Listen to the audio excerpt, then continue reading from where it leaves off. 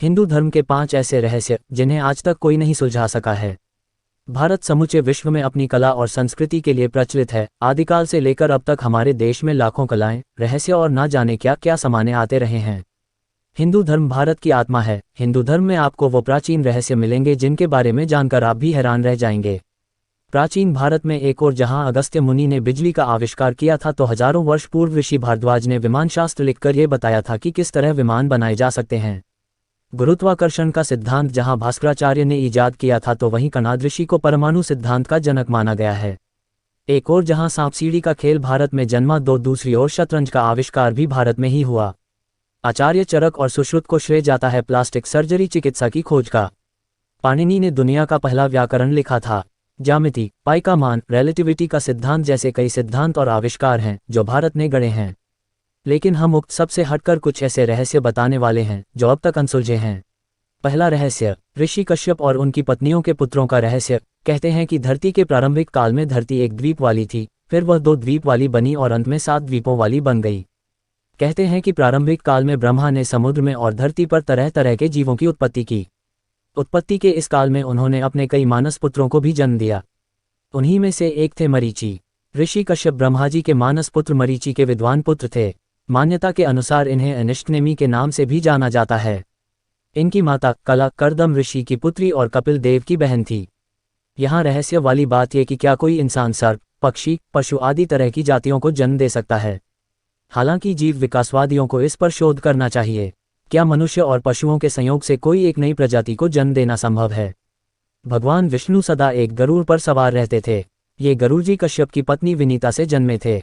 यूं तो कश्यप ऋषि की कई पत्नियां थीं, लेकिन प्रमुख रूप से 17 का हम उल्लेख करना चाहेंगे। 1 अदिति, 2 दिति, 3 दनु, 4 काष्ठा, 5 अरिष्टा, 6 सुरसा, 7 इला, 8 मुनि, 9 क्रोधवशा, 10 ताम्रा, 11 सुरभि, 12 सुरसा, 13 तिमि, 14 विनीता, 15 कद्रु, 16 पतांगी और 17 यामिनी आदि पत्नियां बनी। 1 अदिति से 12 आदित्यों का जन्म हुआ। विवस्वान, अर्यमा, पूषा, त्वष्टा, सविता, भग, धाता, विधाता, वरुण, मित्र, इंद्र और त्रिविक्रम भगवान वामन।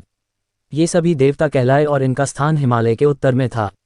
2 दिति से कई पुत्रों का जन्म हुआ। कश्यप ऋषि ने दिति के गर्भ से हिरण्यकश्यप और हिरण्याक्ष नामक 2 पुत्र एवं सिन्हिका नामक एक पुत्री को जन्म दिया।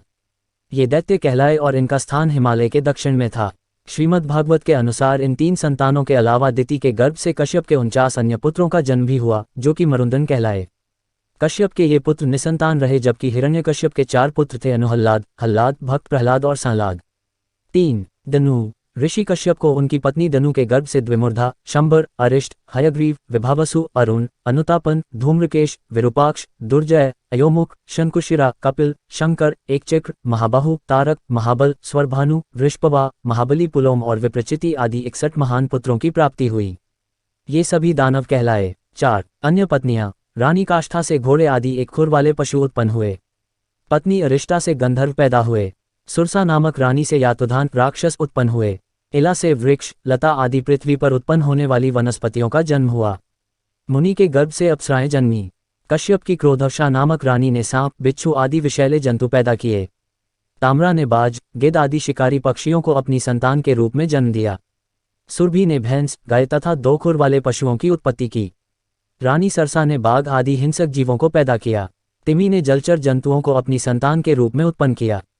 रानी विनीता के गर्भ से गरुड़, विष्णु का वाहन, और वरुण, सूर्य का सारथी पैदा हुए। कद्रु की कोख से बहुत से नागों की उत्पत्ति हुई, जिनमें प्रमुख 8 नाग थे, अनंत, शेष, वासुकी, तक्षक, कर्कोटक, पद्म, महापद्म, शंख और कुलिक। रानी पतंगी से पक्षियों का जन्म हुआ। यामिनी के गर्भ से शलभों, पतंगों का जन्म हुआ। ब्रह्मा जी की आज्ञा से प्रजापति कश्यप ने वैश्वानर की 2 पुत्रियों पुलोमा और कालका के साथ भी विवाह किया।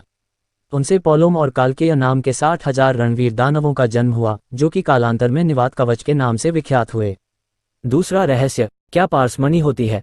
मणि एक प्रकार का चमकता हुआ पत्थर होता है। मणि को हीरे की श्रेणी में रखा जा सकता है। मणि होती थी, यह भी अपने आप में एक रहस्य है। जिसके भी पास मणि होती थी वह कुछ भी कर सकता था। ज्ञात हो कि अश्वत्थामा के पास मणि थी, जिसके बल पर वह शक्तिशाली और अमर हो गया था। रावण ने कुबेर से चंद्रकांत नाम की मणि छीन ली थी।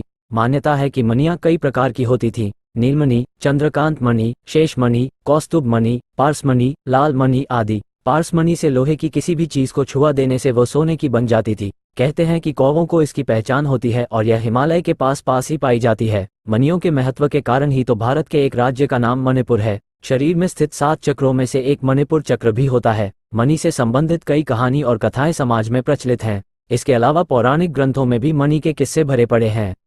तीसरा रहस्य, क्या कल्पवृक्ष अभी भी है? वेद और पुराणों में कल्पवृक्ष का उल्लेख मिलता है। कल्पवृक्ष स्वर्ग का एक विशेष वृक्ष है। पौराणिक धर्मग्रंथों और हिंदू मान्यताओं के अनुसार यह माना जाता है कि इस वृक्ष के नीचे बैठकर व्यक्ति जो भी इच्छा करता है वह पूर्ण हो जाती है, क्योंकि इस वृक्ष में अपार सकारात्मक ऊर्जा का भंडार होता है। ये वृक्ष समुद्र मंथन से निकला था। समुद्र मंथन से प्राप्त यह वृक्ष देवराज इंद्र को दे दिया गया था और इंद्र ने इसकी स्थापना सुरकानन वन हिमालय के उत्तर में कर दी थी। एक कल्प की आयु, कल्पवृक्ष का अर्थ होता है जो एक कल्प तक जीवित रहे। लेकिन अब सवाल यह उठता है कि क्या सचमुच ऐसा कोई वृक्ष था या है? यदि था तो आज भी उसे होना चाहिए था, क्योंकि उसे तो एक कल्प तक जीवित रहना है। यदि ऐसा कोई सा वृक्ष है तो वह कैसा दिखता है और उसके क्या फायदे हैं? हालांकि कुछ लोग कहते हैं कि अप्रजात के वृक्ष को ही कल्पवृक्ष माना जाता है, लेकिन अधिकतर इससे सहमत नहीं हैं। चौथा रहस्य, क्या कामधेनु गाय होती थी? कामधेनु गाय की उत्पत्ति भी समुद्र मंथन से हुई थी। यह एक चमत्कारी गाय होती थी जिसके दर्शन मात्र से ही सभी तरह के दुख दर्द दूर हो जाते थे। दैवीय शक्तियों से संपन्न ये गाय जिसके भी पास होती थी उससे चमत्कारिक लाभ मिलता था। इस गाय का दूध अमृत के समान माना जाता था। गाय हिंदुओं के लिए सबसे पवित्र पशु है। इस धरती पर पहले गायों की कुछ ही प्रजातियां होती थीं। उससे भी प्रारंभिक काल में एक ही प्रजाति थी।